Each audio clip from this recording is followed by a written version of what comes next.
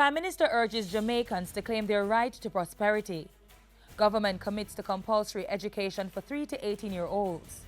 And I have always been and will continue to be an advocate for equality amongst the sexes. thank you for joining us on Jamaica House Weekly. I'm Carrie-Ann Smith.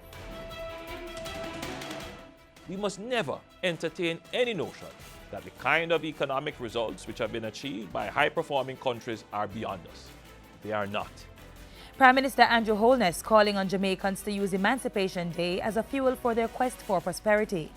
There was also a call to build stronger family units. Our fathers must be responsible, caring and loving, providing sterling examples of good character to their children. Our mothers must be examples of selflessness and honor, modeling dignity and grace to their children. A wholesome family life is indispensable to nationhood. Let us, in practical tribute to those who fought so hard to end slavery, honor their memory by building strong families. Prime Minister Andrew Holness is calling on Jamaicans to see agriculture as big business and continue to work hard yet smart to achieve the island's development goals.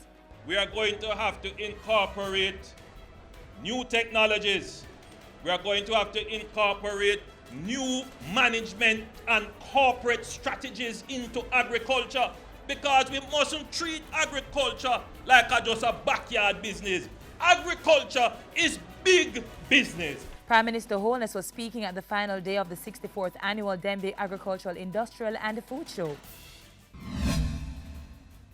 And as part of activities to kick off the Emancipation Independence celebrations, Prime Minister Holness read the first lesson at Sunday's church service.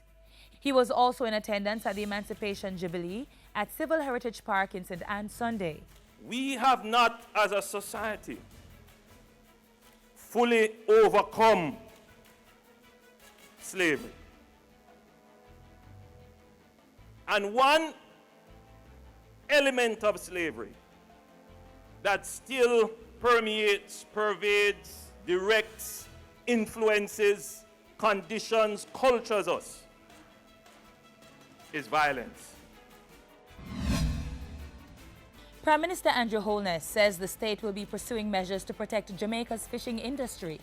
Among them, activities to safeguard the island's fishing territory and its waters from poaching, which robs the country of $10 million annually. The government, therefore, has to make an investment in the security of our economic zone. When people think of Jamaica, they think of the landmass that is Jamaica. But the economic space that is under Jamaican jurisdiction is 25 times the size of our landmass. And I would be willing to wager that there is significant economic value within that economic zone, which we have not tapped fully. The Prime Minister was speaking to reporters following a tour of Rainforest Seafoods facility on Wednesday. Earlier in the week, the Prime Minister made good on his promise to help Venezuela as it grapples with food, fuel and material shortages. On Monday, Cabinet approved a reactivation of the trade compensation mechanism under the Petrocaribe Agreement by up to $4 million. The agreement allows for Jamaica to repay Venezuela for its oil by way of goods and services. As a result, Jamaica will be providing Venezuela support primarily with medicine, food and fertilizer. Education was a main area of focus for the Prime Minister last week. As he addressed the opening ceremony of the Jamaica National I-Lead Summit on Monday, Prime Minister Holness committed his government to compulsory education for all children 3 to 18 years old. It is a little bit more advanced in saying that everyone must be in school, but it is saying that everyone should, first of all, be known to the state, registered in an officially recognized educational institution,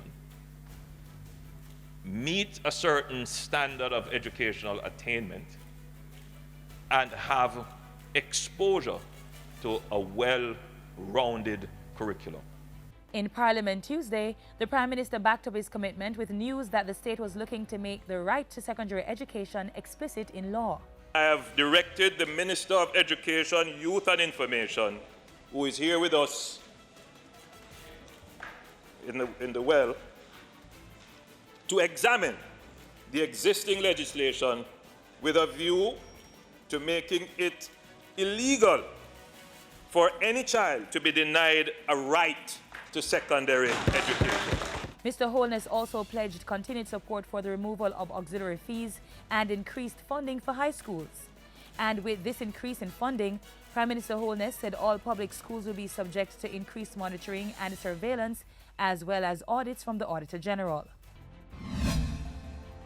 Back at Jamaica House, Prime Minister Holness hosted Wednesday's launch of the He for She campaign. The UN-funded initiative calls on men and boys to help women and girls to achieve gender equality and end violence against women and girls. Prime Minister Holness used the launch to announce government's plans to start a national campaign against violence. The truth is that the high levels of crime that we face in Jamaica, a large part of that is generated by domestic violence that oftentimes end up in murders. And that's how we close Jamaica House Weekly.